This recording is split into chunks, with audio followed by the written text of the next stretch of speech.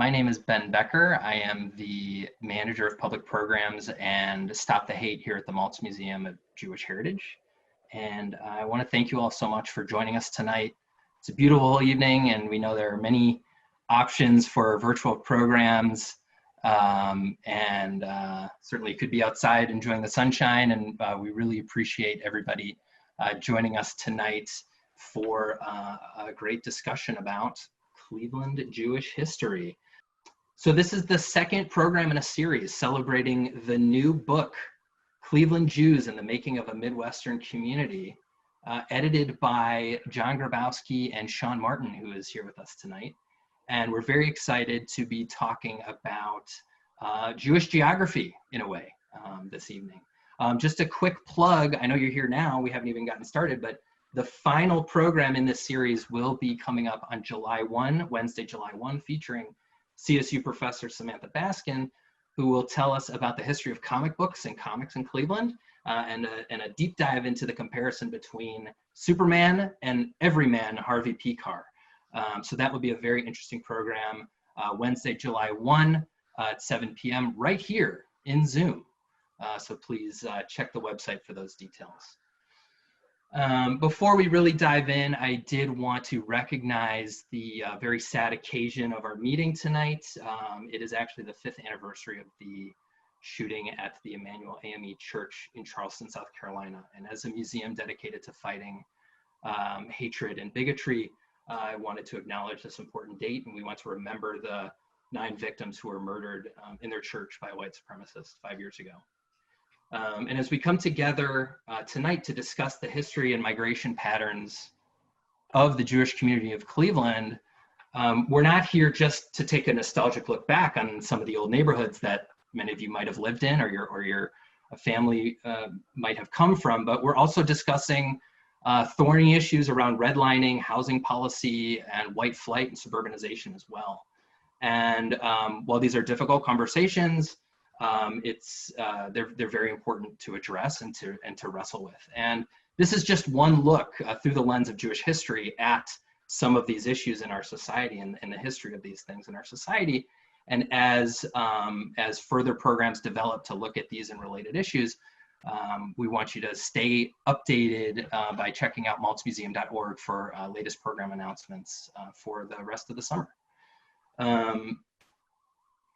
But anyway, we are here, like I said, to dive into the Jewish geography of Cleveland, and we have a great panel lined up to do just that. And I want to introduce first Sean Martin, who is the co-editor of the latest book, Cleveland Jews and the Making of a Midwestern Community, like I said.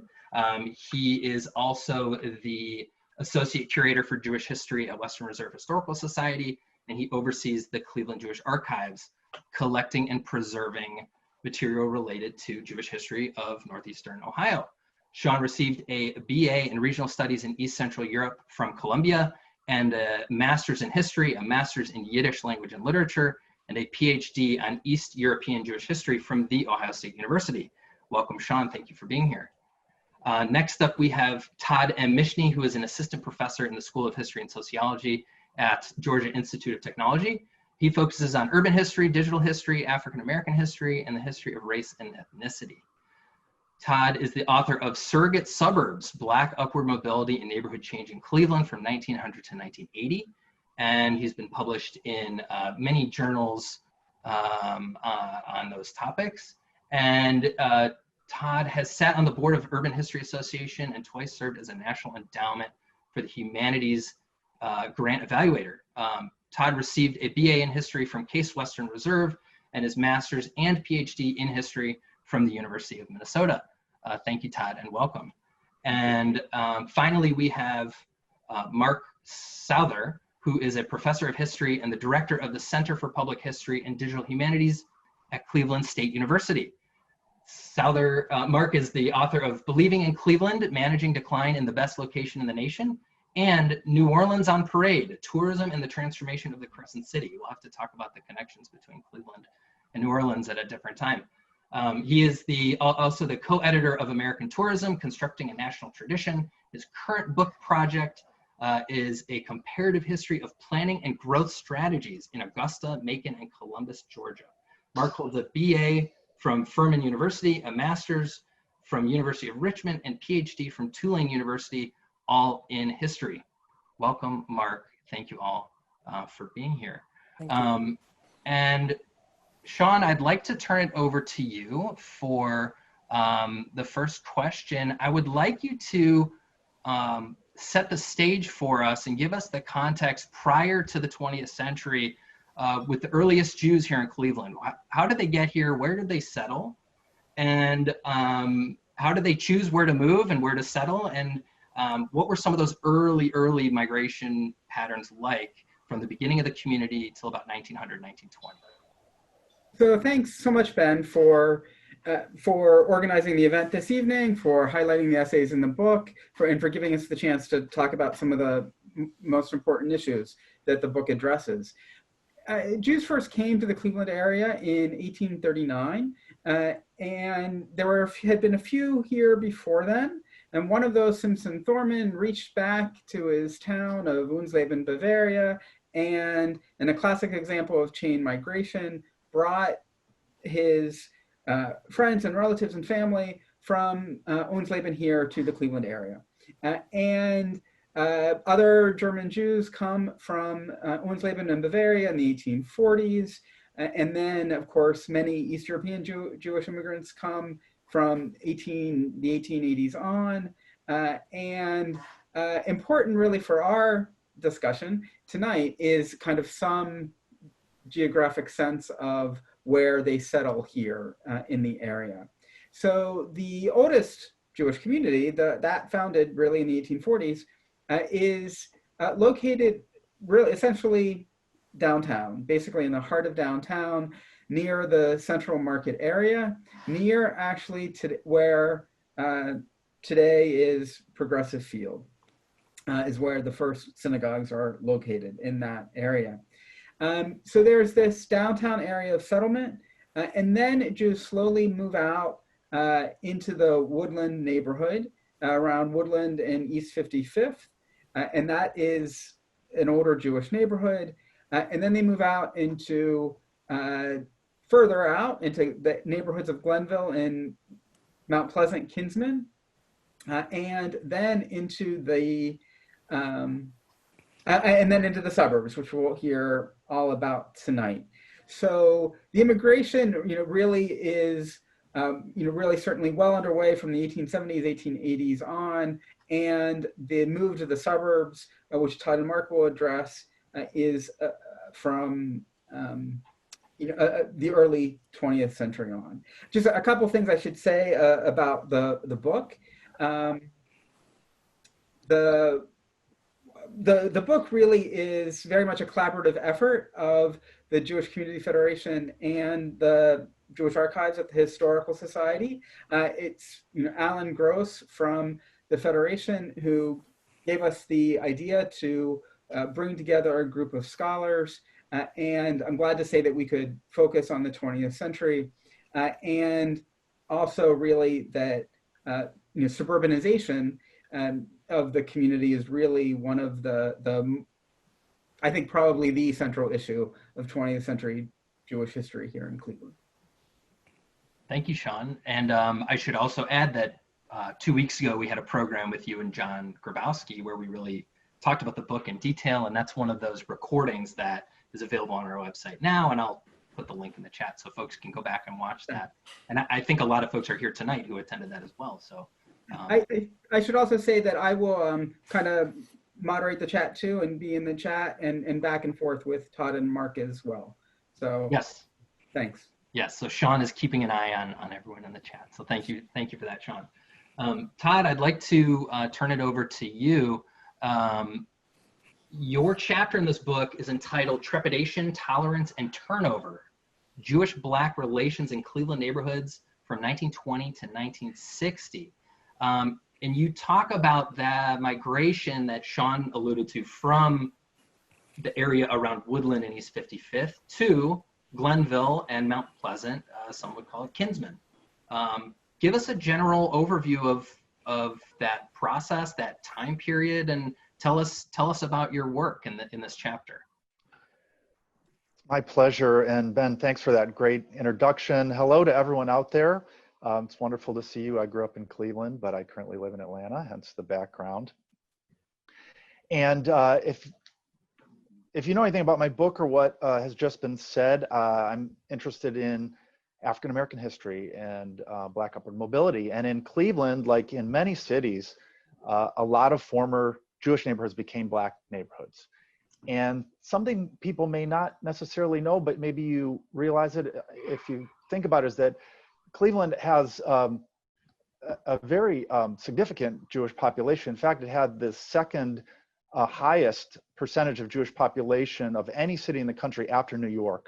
Now, New York was 26% Jewish, but Cleveland at 13%, and a population estimated between 87,000 and 100,000 in 1920 is sizable. And historically, this meant expansion areas for the Black population. We can talk about why that was. But to pick up where Sean was leaving off, we see Jewish families moving into Glenville and Mount Pleasant, or Kinsman, really as early as World War I, and especially in the 1920s. And a lot of the motivations there were similar to many other people who move outward looking for newer and better living conditions. Upward mobility characterized Jews as a population, and people were interested to get new homes, maybe become homeowners. We have some quotes from memoirists who talked about this as people being hungry in a quest for status or wanting to become homeowners on a grand scale, because most people in the old neighborhood had been renters. And so by about 1925, you have this emergence where about 40% of Cleveland's Jewish population concentrated in Glenville, about 30% in Kinsman. Although Jews are not a majority in either of those neighborhoods. In Glenville, they're certainly over 25%, as Sean has written. In Kinsman, they were somewhere around 15%. So that meant they were coming into contact with other ethnic groups like Italians, for example, especially in the Kinsman area, and also African Americans. So they're moving out of Woodland as more and more African American migrants are moving up from the South. And interestingly, in Mount Pleasant, there was already a Black enclave there around East 126 and Kinsman, established around the turn of the century. So this pattern of interaction goes back quite some ways. So Jews moving into these areas start building institutions. Probably the two most prominent synagogues in the respective neighborhoods would be Glenville Jewish Center, or Anshe Emet, built in 1920, and the Kinsman Jewish Center, built in 1932 after moving there in 1930. I'm interested, again, in my book in the kind of interactions between different ethnic groups, including African Americans and Italians. And I interviewed a lot of people. I interviewed about 80 persons, about 35, 40% of, or 35 or 40 of whom were Jewish. And they told me stories about various different interactions they had with people from different ethnic groups, whether it was being playmates as children with Italian kids. Someone remembered a Black man as a Shabbos Goy who lived at the Ohev Zedek congregation in Mount Pleasant. There was a Tennessee migrant who took over a kosher poultry market in Glenville and actually ran the store from 1965 till 1988. He learned Yiddish in the process. So these are the kinds of interactions that I was particularly interested to document, that are not often really kind of explored in these kinds of neighborhoods. Some of the Jewish residents said things to the effect, we didn't mind a few Black people if, in this early period. We're talking about the pre-World War II period. And there significantly was very little open violence between different ethnic groups in accompanying this kind of demographic process, like there was in Detroit and Chicago. Those cities are known for the kind of spectacular racial clashes that sometimes broke out into outright riots. And that didn't happen in Cleveland, although there were some isolated incidents. One of which was swimming pool access. At the Woodland Hills Park pool, there were civil rights protests in 1936 and 1938 to ensure access for African Americans to those swimming facilities. And Jewish activists were prominent in those fights. There was an organization, the International Labor Defense, that was actually affiliated with the Communist Party. And the Communist Party was very interested in Black civil rights at this time. And there were two Jewish lawyers, Yetta Land and Sam Goldman, who really helped to lead that fight. And they actually engaged in direct action protests to ensure Black access to those swimming pools. Getting into the World War II period, we see increasing Black migration to the city, and a lot of that is moving into Glenville. As there's increased wartime wages, you see Jewish families able to start moving out of the area. In fact, that had started even earlier, as Mark can tell us. And African-American families at the same time had money to purchase houses in those neighborhoods. So we saw a growth in the Black population in both areas. We see it go from about 2% in Glenville to around 15% by 1945. And the schools, there's an even more dramatic population growth. So you start to see some racial anxieties during this time period.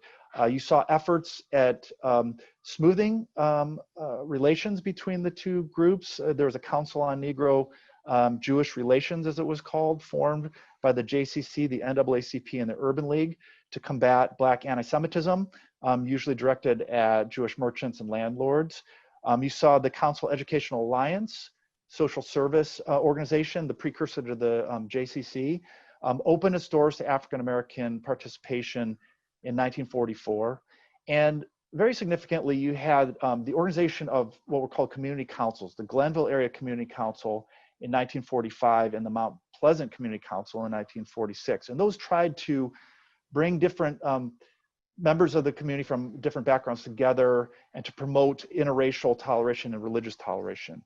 But it didn't really stop white residents from moving out. And a lot of the Jewish population having a higher upper mobility were kind of on the vanguard of that. So you already started to see the transfer of some synagogues turning into Black churches, like the Glenville Jewish Center was sold in 1947, becoming Cordy Methodist Church. And it was sold for something like 1/10 of its assessed value. So you see this rapid turnover.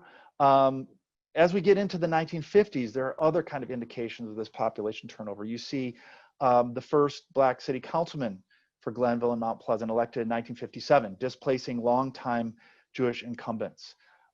You see dozens of synagogues turning into Black churches. In the case of the Kinsman Jewish Center, it became a Black Masonic Lodge. And so this kind of creates a question of, what are Jewish institutions going to do? Are they going to move to follow the population? When do you do that? Are you ahead of the curve? Are you anticipating that? Or do you wait and keep maintaining services to people left behind? And so over the 1950s, you see these institutions gradually moving out. And it takes place later in the so-called Superior Through or East Glenville area. Some of those institutions are still in place, like the Eddie Road Jewish Center doesn't leave till 1955. The last to leave was the Hebrew Shelter Home on Kinsman. It remained till 1973. But you still saw Jewish businesses remaining in these areas. A lot of them left Glenville following a shootout between Black militants and the police in 1968. But you saw them remaining in Kinsman, Mount Pleasant until the 1980s. And significantly, even as Jews moved out of these neighborhoods, you saw continued commitment to interracial and interfaith programming. So you see this holiday program in Mount Pleasant that starts in 1948. It continues into the mid-1960s, even though many Jewish families had moved out of the area long before that. And then the final two kinds of phenomena that I explore in the book and this chapter are Jewish builders. So there are other ways that Jews and African Americans had connections. Sometimes Jews were more likely supporters of civil rights than other white groups. You might see a Jewish family buying a house and turning the deed over to a Black family to get around the discrimination that was common at this time. But you also saw Jewish builders, people like George Dubin, who built 600 houses for middle-class Blacks in the Lee Harvard area. Federal Homes was founded by a pair of Glenville High School Jewish graduates. And the Bernath brothers also built homes for Black middle-class families in the southeastern part of the city, where there was still a lot of vacant land in the 1950s and into the 60s, as well as in suburbs like Maple Heights.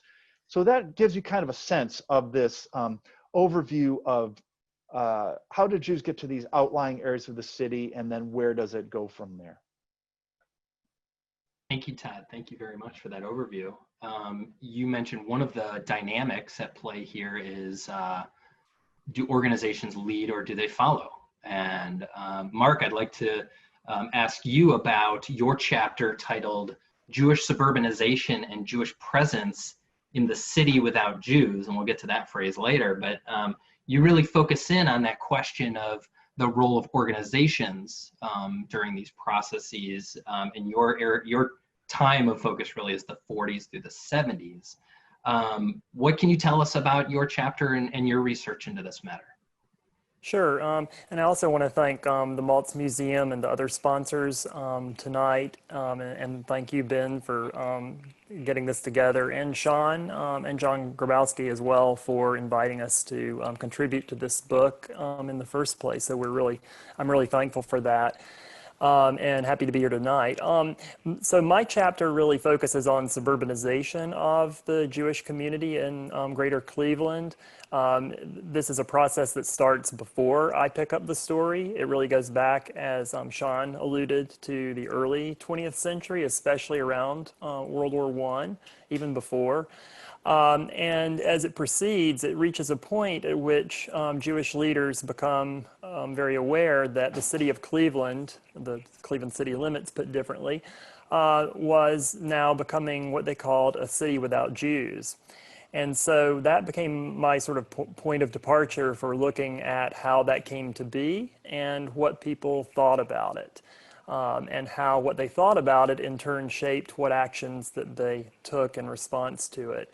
So in this so-called lead up to the so-called city without Jews, I really see the 1940s to 1960s as a time frame when Cleveland's Jewish community was wrestling with the implications of its movement out of the city and into the eastern suburbs.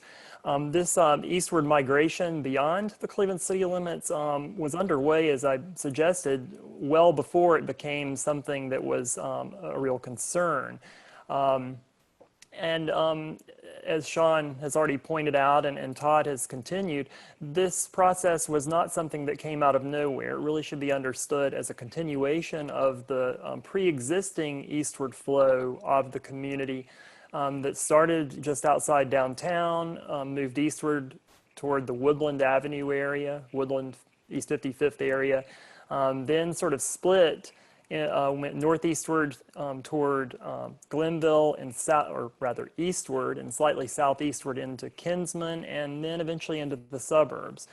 So I'm looking at just one stage in this longer process, and it'll be interesting to maybe discuss a little later the degree to which things are similar or different as it does move beyond the city limit lines. So the departure of the Jewish community by and large from the city to the suburbs became the subject of a lot of commentary, not really just in Cleveland, but really nationally as well. One Jewish author in 1959 even went so far as to call suburbia a graveyard of Jewishness. But others saw in suburbia more of what I might call a cradle for the rebirth or renewal or revival of Judaism, especially after World War II. Rachel Cranson's book, Ambivalent Embrace, for example, talks about how Jews reaffirmed and publicly asserted their identity as they embraced the suburban dream. Like perhaps most other Americans after the Great Depression and World War II, many Jewish Americans also aspired to suburban lifestyles. And they were, of course, responding to a range of desires. One of them was upward mobility. That was something that I think motivated a lot of people moving to suburbia, regardless of who they were. They were motivated to a degree by the awareness of what friends and neighbors were doing. They were motivated also by concerns about retaining the ability to help sort of guide and shape the social world in which their children would grow up. And so all of these things were important. There were, of course, some push factors as well, but I think, I've largely focused on the pull factors, though I acknowledge both. And so the question really for me was not so much to follow, in fact, my research at least did not so much follow what, what individual Jewish families or individuals chose to do and why they did it, but rather my research was on the institutional response. And so those who planned the religious and social infrastructure for the broader Jewish community really had to reckon with these individual desires, tens of thousands of individual desires. That were now mounting, on an unprecedented scale in comparison with the smaller suburban migration that took place in, say, the 19-teens and 1920s. So my chapter then focuses on how the Jewish Community Federation, the Council Educational Alliance, and its successor, the Jewish Community Center, and also some of the especially larger congregations planned the future of the Jewish institutional presence in Greater Cleveland, and how they tried to anticipate but not outpace the growing desire for suburban living. I traced this geography out of Glenville and Kinsman or Mount Pleasant into Cleveland Heights and Shaker Heights primarily, although really it's University Heights as well. I don't say a lot about University Heights itself. And then from there, converging again to a degree in Beechwood and a bit in Pepper Pike as well. So I look at the Jewish Community Federation and these other organizations and what shapes their decision making.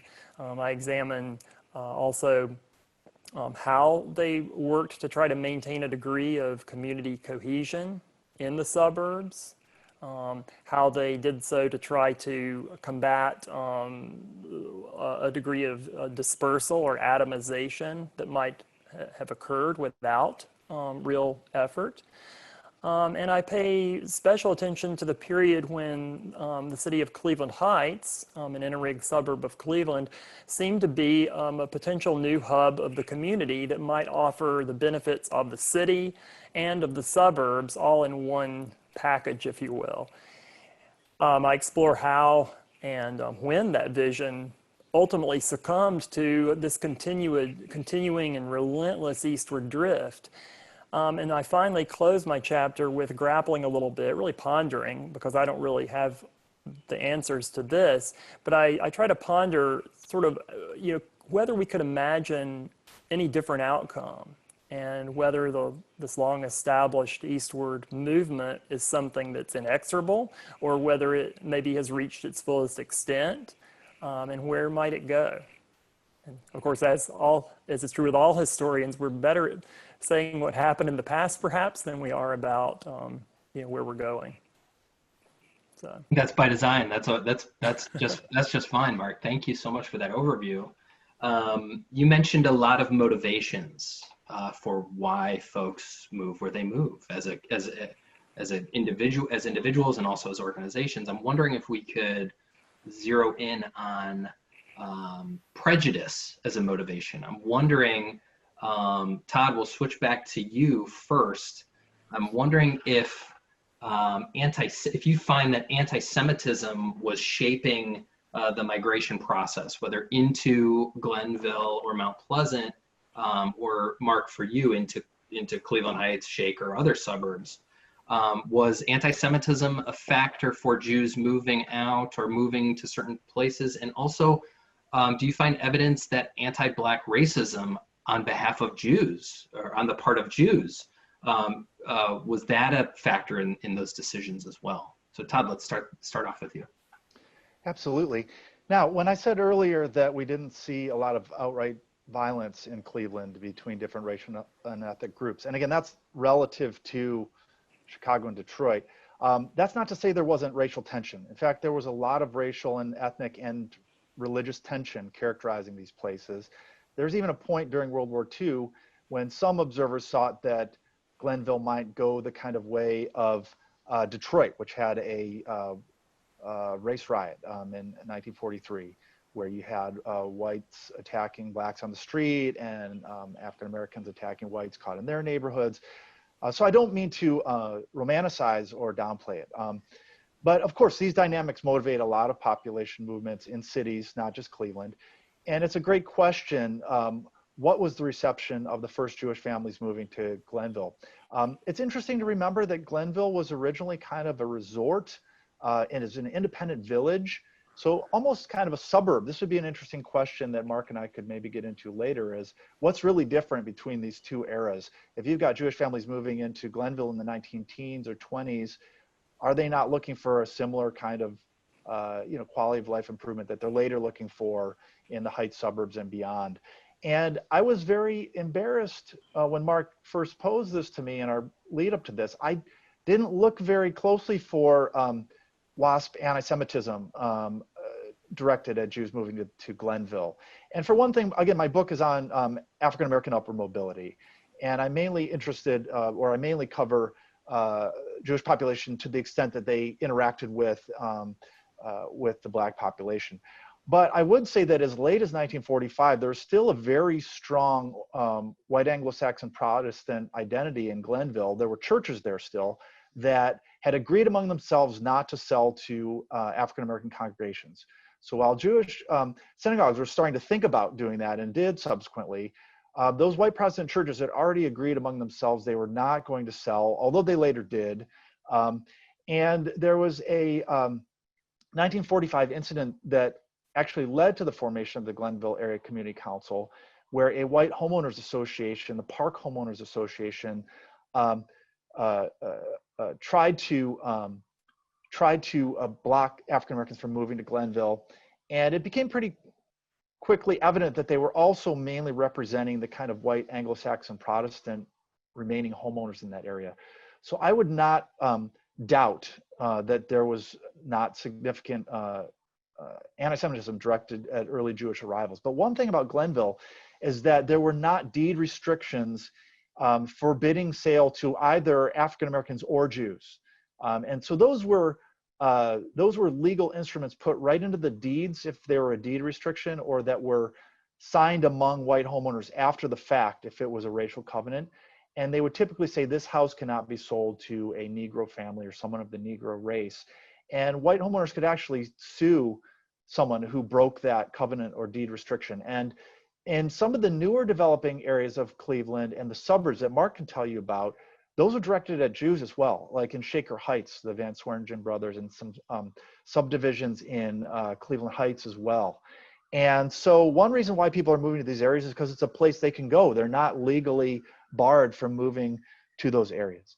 Some other factors why people wind up where they wind up: strength in numbers, convenience institutions. As we know, a lot of Orthodox Jewish communities at this time, there's a stricture on walking to synagogue during Sabbath. So, you can't be too far from that institution if you're going to continue to go there. We had even Black observers recognizing that sometimes people just wanted to move where their friends had moved. I quoted someone in the book who kind of defended their Jewish neighbor's decision to move out of Glenville using that language.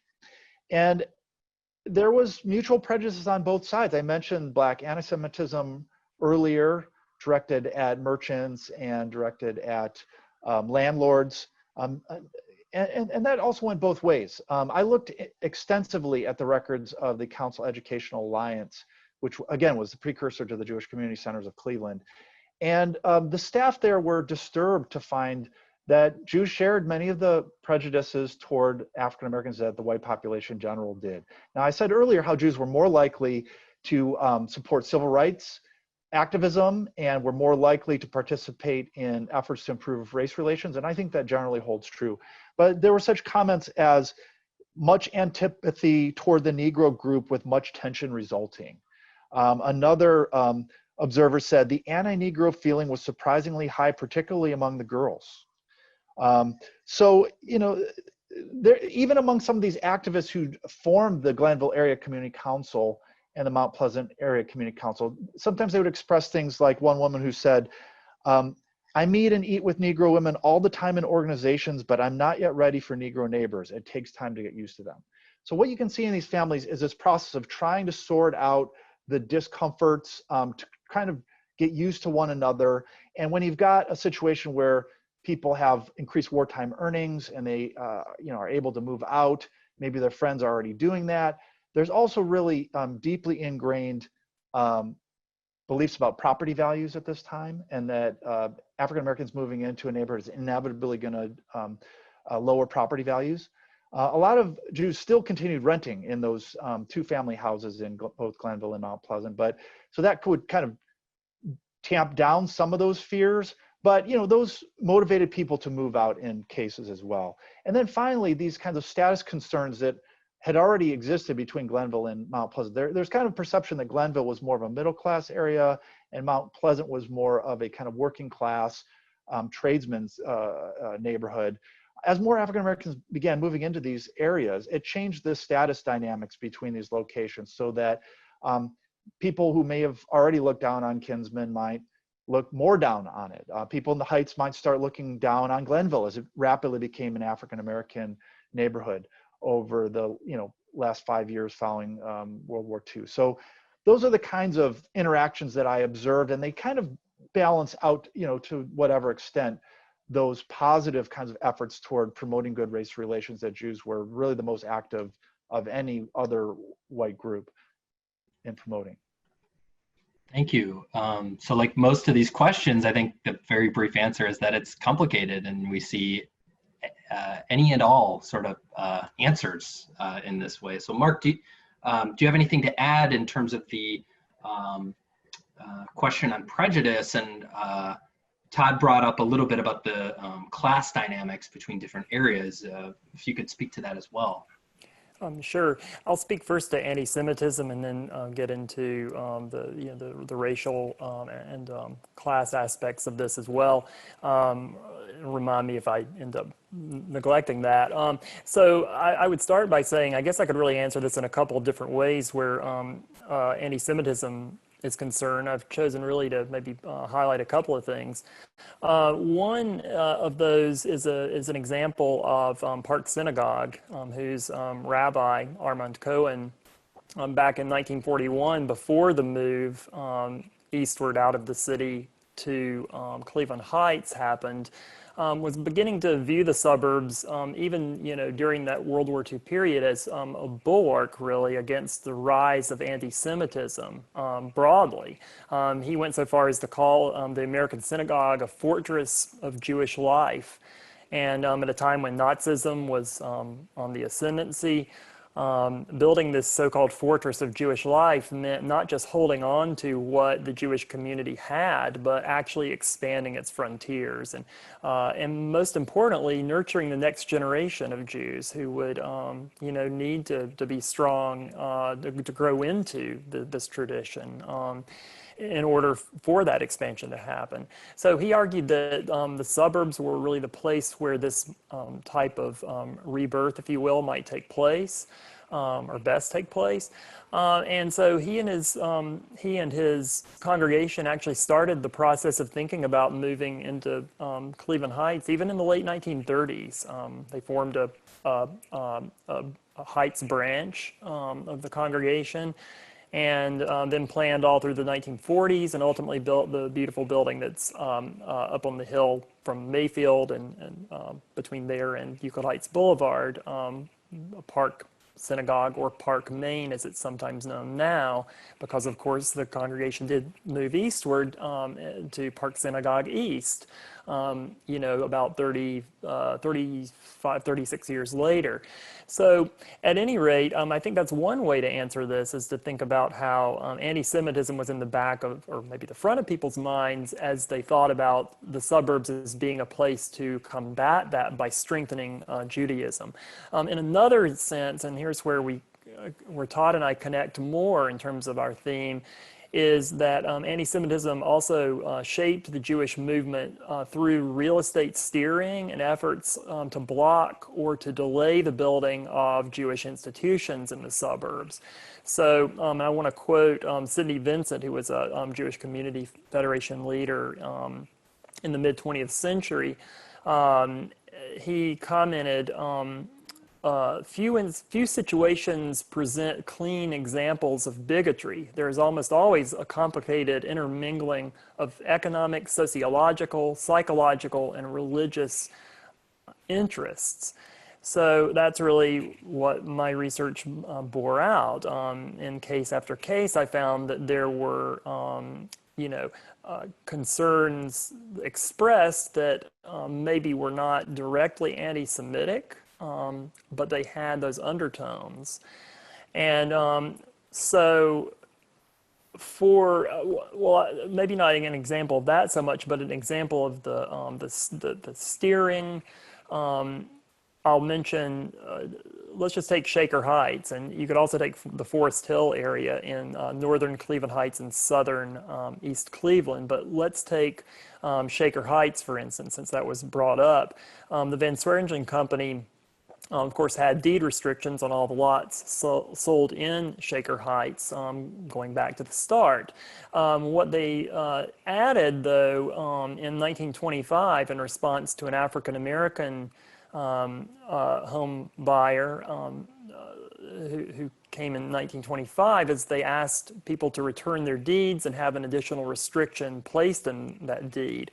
Not everyone returned their deeds, and so it created something of a checkerboard pattern in the older parts of Shaker Heights. But that new deed restriction specified that at least 50% of homeowners closest of the, let me back up, at least 50% of the 21 closest homeowners to a particular property had to consent in order for that sale to be allowed. And so that was a powerful deterrent. If any, you could think really if a majority of those 21 property owners were either anti-Semitic or racist, or had anything else against someone, they could help block that sale. So that was a way of skirting, even after 1948, when Shelley versus Kramer invalidated, it was a Supreme Court case that invalidated racially restrictive covenants. This was a way of skirting that. And I guess really just one quick example out of many of efforts to block institutional movement. The city of Cleveland Heights readily approved the permit to build Lutheran High School on Mayfield Road, but they were very, very slow to permit the Jewish Community Center to build next door. Why? And certainly a better example, I think, a clearer example would be Fairmount Temple on Fairmount Boulevard.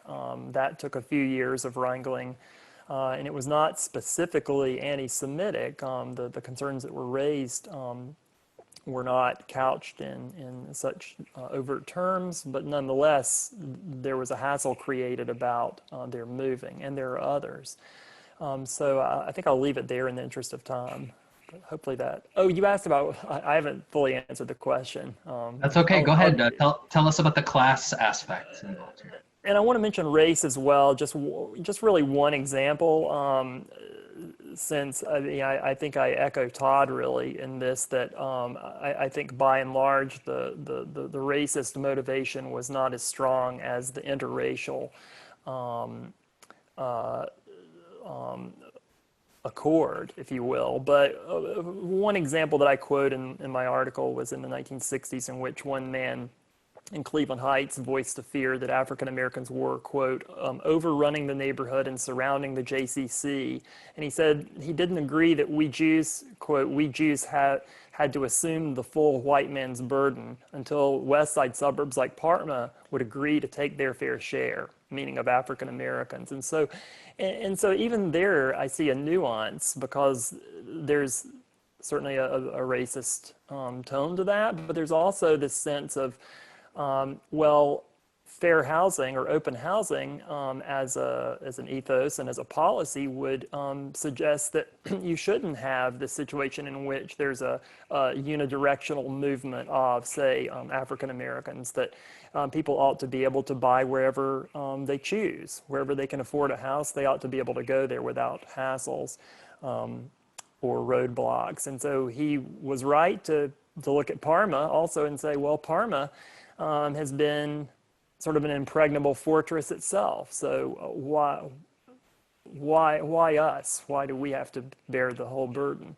So it's a nuanced comment, and I think it does reflect to a degree the fact that these are complex issues, and they vary from individual to individual. Mm-hmm. And class, I guess, you know, the one comment I want to add, because really I would echo what Todd said about there being some degree of class difference between Glenville and Kinsman or Mount Pleasant. One of the things I really highlight is how there was a real attempt to pull the community together in Cleveland Heights. And I think it also is reflected racially. But there's a sense that maybe Cleveland Heights can be a place, including through the JCC, in which everyone comes together, regardless of whether they're wealthy or not, and regardless of whether they're African American or not, or Jewish or not, African American or not. And so there's this certain aspirational quality about that time in the especially the 1950s. I think it was probably strong. 50s and 60s, I think it was strongest. And I guess it continued really well beyond that. I think anyone who has been in Cleveland Heights over the last 50 years would say that ethos didn't go away. And I think that may be one of the things that separates Cleveland Heights from, say, Glenville, in terms of how people look back on it after they leave, if they leave it. And fewer Jews left Cleveland Heights as a percentage of the whole than left Glenville. So it was not a complete departure. Interesting. Thank you. Todd, before, it sounds like you wanted to jump in. Before you do that, since we are coming up on the hour mark, I want to encourage the participants in the program to submit your questions in the chat. We've seen a lot of interesting stories and personal recollections come through, which has been really great. And if you have any questions that you want us to address, please put them in the chat again. And I think, Todd, after your comment, we'll have time for just one more question for you all, and then we can open it up. So Todd, what were you going to add to that? Well, I think I alluded to this earlier, talking about the relative status distinctions between different CEAs or JCCs. There's a term, Kinsman Cowboys, that had some currency. I'm sure people have heard that before, and it may have started as kind of a term of derision, but everyone I interviewed, the young men, kind of embraced that term and kind of took it as a way of saying they were tougher and rougher. And so these things would play out. You know, one place might be like at a Purim carnival. This was one place where the different Council Educational Alliance branches would come together, and Jewish residents of different neighborhoods would meet up, right? Some people had family connections in different areas, or like Mark is saying, they might reshuffle as they got into the suburbs. So I just think it's important to understand that these kinds of class and status distinctions animated Jewish communities like any other ethnic community. I mean, this is very true of African American communities as well. I think outsiders may tend to see a group as monolithic somehow, but when you look inside the group, it's just completely, there's absolutely no agreement on any one thing whatsoever, right? It's an important idea to keep in mind, Todd, when we discuss any of these issues, is that these things aren't monolithic. That's a very good point. So Jane Rothstein, I just want to thank you for that great question, because that was going to be my last question for the panelists here. But before I do that, I know that you all want, Mark and Todd, you want the audience to consider another question about anyone's involvement here in the program. Does anyone have any recollection of involvement in intercommunity relationship building efforts in Glenville or Kinsman or Mount Pleasant? and whether they carried through to the Heights. So that's really a question for the audience. Did I get that right, Todd and Mark? Do we want to know? Yeah, Why don't you ask it? Yeah, if I just rephrase that, the question always comes to my mind. You've got all these active community building efforts in Glenville and Mount Pleasant, and Jews are, by all observers' accounts, they're the most active white segment of the population involved in those. And so when people pick up and move from Glenville to Cleveland Heights or from Mount Pleasant to Shaker, it struck me as logical they would continue those kinds of efforts. A lot of the earliest ones were more from a left-wing flavor, but especially with McCarthyism, crackdown on that, they kind of moved in this inter-group relations direction and celebration of Brotherhood Week, and eventually into the Civil Rights Movement. And I actually came across one family. Joseph Sokol was killed prematurely in a car accident. He'd been very active in the Mount Pleasant Community Council, and his wife moved to Shaker, and they reformulated the Brotherhood Week dinner at the Shaker Lee JCC house as a Joseph Sokol Memorial Dinner starting in 1961. And so it just struck me, could we find more continuities with these famous efforts that Mark can probably tell us more about, starting with the Ludlow Community Council and different interracial mobilizations in the suburbs. Is there a direct tie going back to these earlier efforts in the neighborhoods that I'm studying? Thank you for rephrasing that.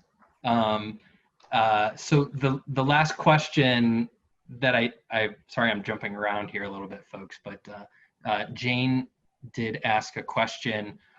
Tell us more about the phrase "city without a Jew," city without Jews, and as a point of wrapping up, what's the significance of the phrase, and how did we understand it then, and what are you seeing today in terms of how we relate to the city of Cleveland when so much of the community lives out in the suburbs?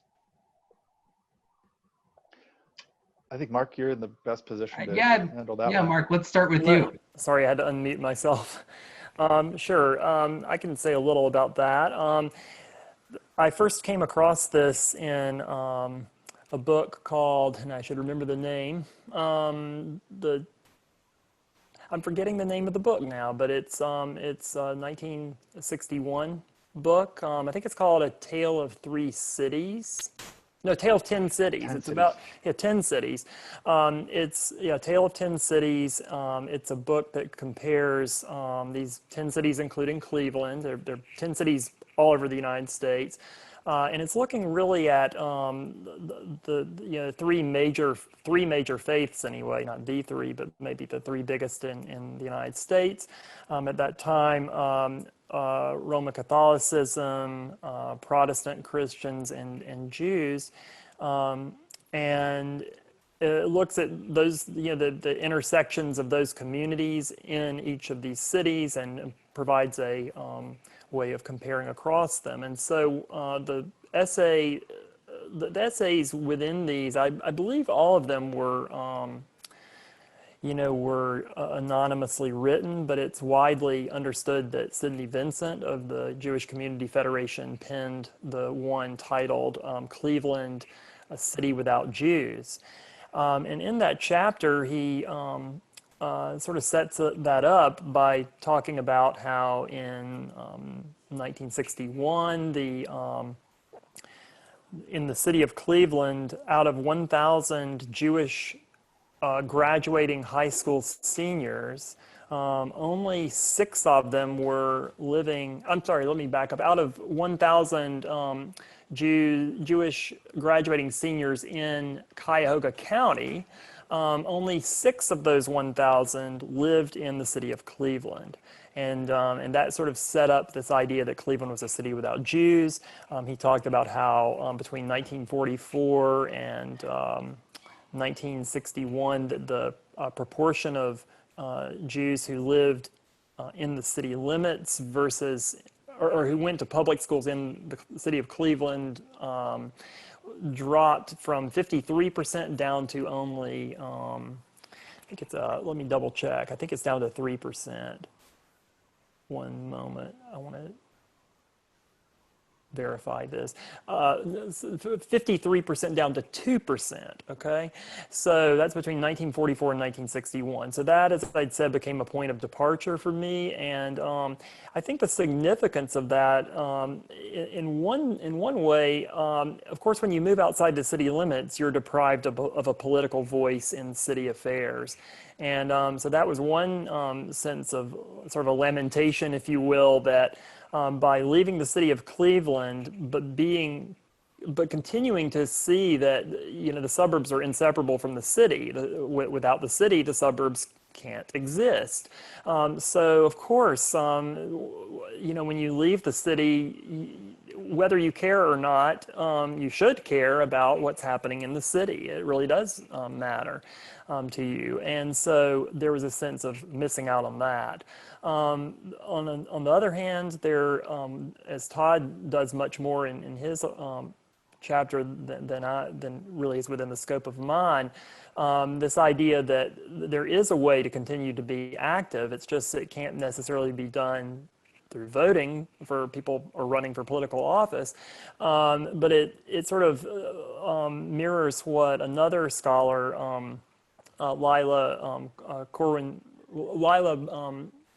Todd, correct me if I'm wrong on this. Lila Corwin Berman, right? Right. I was afraid I was transposing the middle and last names. She writes about Detroit and its suburbs, and how she finds a politics of remote activism in the Jewish community there. And I think that there's a good deal of that in Cleveland as well, and in many cities, that when the Jewish community does relocate by and large outside the city limits, it nonetheless finds other ways to be involved in shaping the welfare of the city. And so that, I think, does come into play.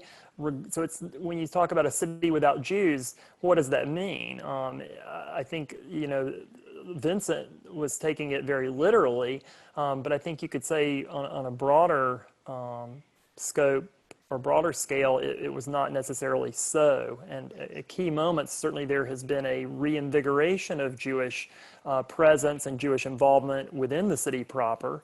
You can see examples in Todd's work. We can also see a recommitment, for example, even a symbolic commitment of the Jewish Community Federation to the city of Cleveland by relocating its headquarters offices from the suburbs back into the city in 1965 to support downtown's then revitalization, one of its several revitalizations. Other investments, philanthropic contributions to anchor institutions, and you could go on and on.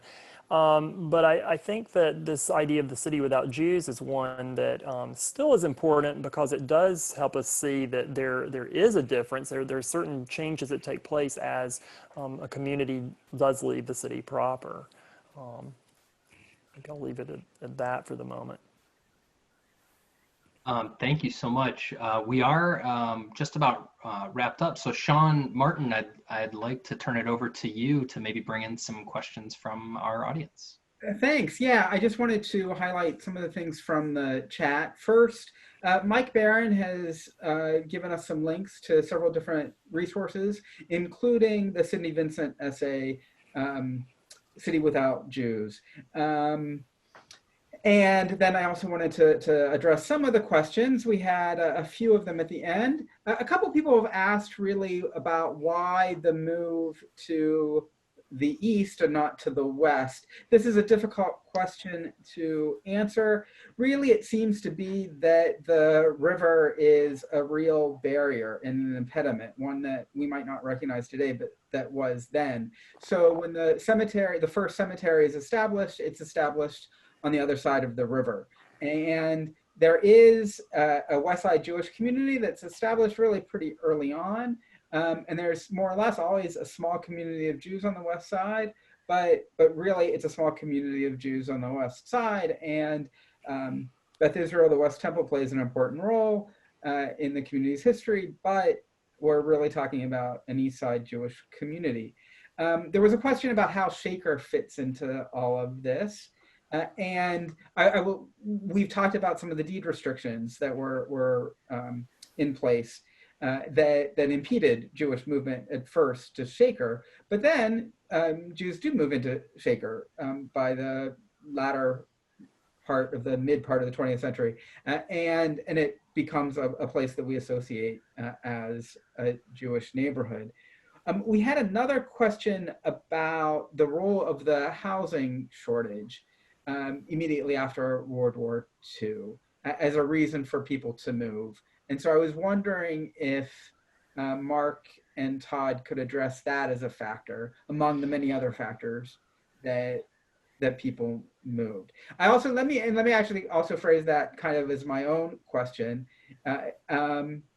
You know, just kind of anecdotally, when I'm speaking with people and I hear that they were from Glenville and Kinsman, I will ask, so when did your family move? And I'll ask, why did they move? And the answer that I have gotten several times is the neighborhood changed as one reason. So we have the many different reasons: a housing shortage, the neighborhood changed, better living conditions, bigger homes. If you could kind of talk about those reasons a bit more, and with the special attention to the housing shortage, that'd be great. Well, actually, what I found during World War II, rental availability was less than 1%. And we still saw Jewish families moving out of Glenville and African-American families taking their places. So that tells us there's a pretty strong incentive leaving Glenville at that time. It's striking because prior to this, in 1940, the Black population in Glenville was 2%. By the end of World War II, it's estimated at 15 to 18%. So that's a pretty dramatic jump. But the real outflow takes place from about 1947 to 48, 9. And there was a little bit of a lag right after the war. It took a while for these new housing units to come online. That's why public housing continued to be such an important resource for white and Black veterans too. Many of them lived in public housing for the first couple years after the war, and it was a political issue in Cleveland. So I think people are kind of conflating this idea of a housing shortage and maybe using that to explain. Certainly people want to move out and have newer houses and more space. But to me, I was really struck by just how many white families and especially Jewish families were moving out of Glenville during that very tight World War II housing shortage. You know, one thing that I just will mention is that today what we see really is a very stable Jewish community in geographically that has been stable, I would say, in the eastern suburbs since the 60s. I think that's fair to say. But before then, this change was really, really very rapid, even from Woodland to Glenville, and you know, I mean, starting really with the move from the Woodland neighborhood. So, for example, those of you who know East 55th Street here in Cleveland, you'll know B'nai Yeshurun. The old building of B'nai Yeshurun is Shiloh Baptist, and that was built in 1906. But then they moved to Cleveland Heights early in the 1920s. So they are basically in that really impressive building on East 55th Street for just 15 years. And so then we're talking after that, we're talking another like 15, 20 years before we get to the move to the suburbs. I think also just the Great Depression, people were moving all over the place all the time. I interviewed people who were moving once a year because they either couldn't afford to pay the rent or they were being bumped out. During World War II, people were being bumped out if they had kids. That's how severe the housing shortage was for some families. So a lot of mobility till we get to the post-war, much easier to buy a home due to some of the favorable federal subsidies, especially available to white families. So I did have one last question. I think it was sent to me privately, and maybe a bit of an outlier, so it might be a good way to wrap this up. The question was about the Haredi community that established the Telz Yeshiva in Wycliffe, sort of outside of any area we've previously discussed. Do either of you know about that process, how they settled on that piece of land, and are they off in their own world in a lot of these discussions, or are there interactions with other communities that we've been talking about?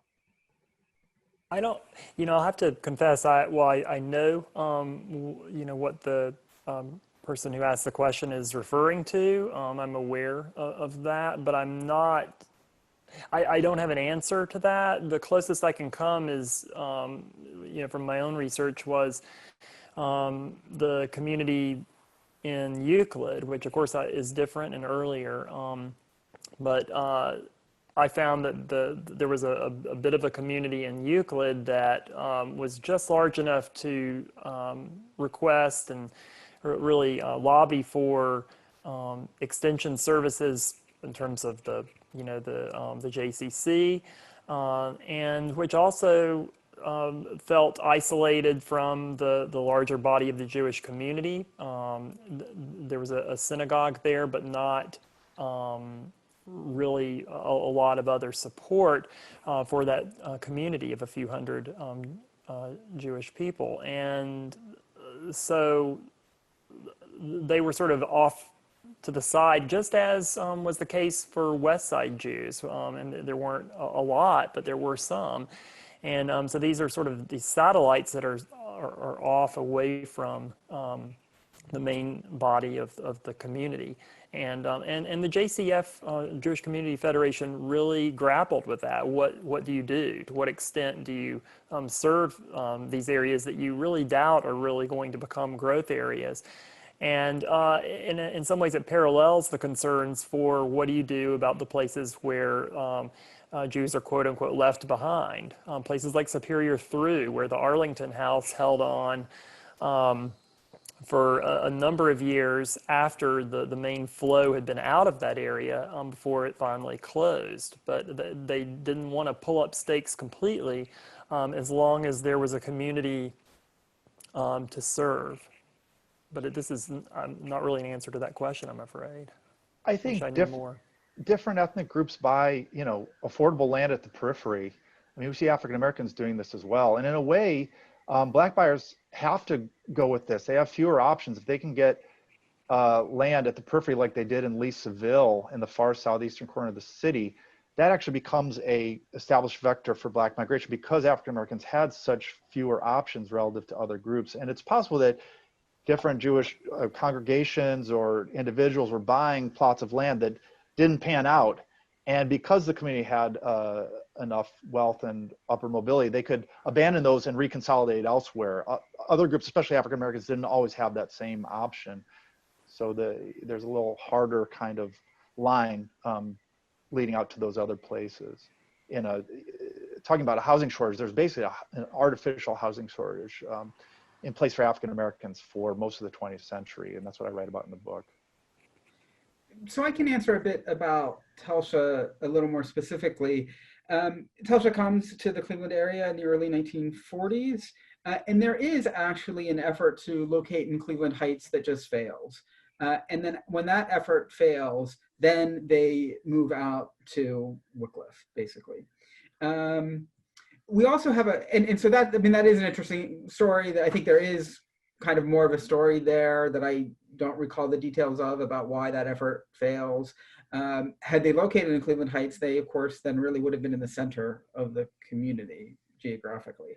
One thing to kind of point out, we have a question about Jewish country clubs. And then there are a couple of things to say about that, and it's kind of connected in a way to Telsha as well, really. So the old Excelsior Country Club, the site of that was the Thwing Student Center at Case Western Reserve University. So before it was that Thwing Student Center, it was the Excelsior Club. And then Excelsior merges with the Oakwood Club, and they are out in Cleveland Heights. What's interesting to kind of get back to the issue of institutions out on the further east side in Wycliffe, Hebrew Academy of Cleveland, which has an association with Telsha, they end up locating in the old Oakwood site after the closure of Oakwood just about, I think, 10, 12 years ago. And so that's just, that's really kind of interesting because it just indicates then that this old Jewish institution is being used by another Jewish group. And but it's a very it's a very different kind of Jewish group. Interesting. The shifting in properties from group to group. Yeah, yeah. So I guess we'll toss in this last question about Orthodox communities having problems building along Green Road. Maybe Mark, you could speak about that. Do you have any knowledge of issues building along Green Road in that stretch between University Heights and Beechwood, I think it is? Well, I can't say that I have not done research on it. I confined my research to the 1940s to 70s. Let me defer to Sean on that. I'm aware of that, but I don't have research on it. This was a real conflict within the community in the late 1990s. And it's written about in a chapter of a book by Samuel Friedman, Jew versus Jew. Essentially, so we spoke earlier about the town of Beechwood having problems, more than having problems, really, in some sense, seriously fighting the establishment of Anshe Chesed, now Fairmount Temple, in the 1950s. It goes to the Supreme Court, right? So now then, by the late 1990s, we have Beechwood as a community where most of the population are Jews, most are Reform Jews, and an Orthodox institution wants to locate there. And it's a real conflict. And at first, really what happened was the Reform Jews did succeed in the city council of keeping the Orthodox institution out. But then really pretty much immediately after that, the Orthodox institution found a way in, and really it was not as much of a problem as people expected. But this was really a significant issue really within the past 25 years that today we kind of see as not as controversial as it was in the late 1990s. But I really recommend checking that out. Ben, if I could just address this one question about Belfair quickly that we have in the chat. So Belfair is located in the Woodland neighborhood, but then moves out to the corner of Belvoir and Fairmount in 1929. And so they are located there. They are still located there today. They built a sizable institution there, of course, with many buildings, many cottages, and then kind of take a more fancy name that comes from Belvoir and Fairmount. It's another, it is an example of another institution like B'nai Yeshurun that kind of jumps the neighborhoods of Glenville and Kinsman to go to the suburbs. Thank you for adding that. I think that's a nice place to wrap up. Mark or Todd or Sean, any closing remarks before we send everyone on their way? Besides pick up a copy of the book? I want to add just one quick thing about Belfair. This was something I have to confess that I discovered after the chapter was done. Never had come across or thought about that, to be honest. But then I discovered just not long ago that there was a Supreme Court decision in 1926 that was in the very same year as the Euclid v. Ambler case on zoning that concerned religion and religious discrimination as it related to zoning. And it had to do with whether or not to allow what became Belfair, the Cleveland Jewish orphan home, to locate, I think a portion of it was going to be in what became the city of University Heights, but it was Idlewild Village, I believe, at the time. And so the Journal of Planning History has an article from 2005. That's unfortunately behind a paywall, but maybe you can find it if you're interested, or I can help if someone reaches out. I can maybe get you a copy. But that's discussed extensively. And so it's one more example of an early effort to block. And it was, the difference in it and a lot of others that I researched was that it was overt anti-Semitism. They flat out said we do not want Jewish orphans here, and we don't want them in our school. We don't want them living here, and we don't want them in our public schools. And so they were really, very overt. Thank you. Mm-hmm.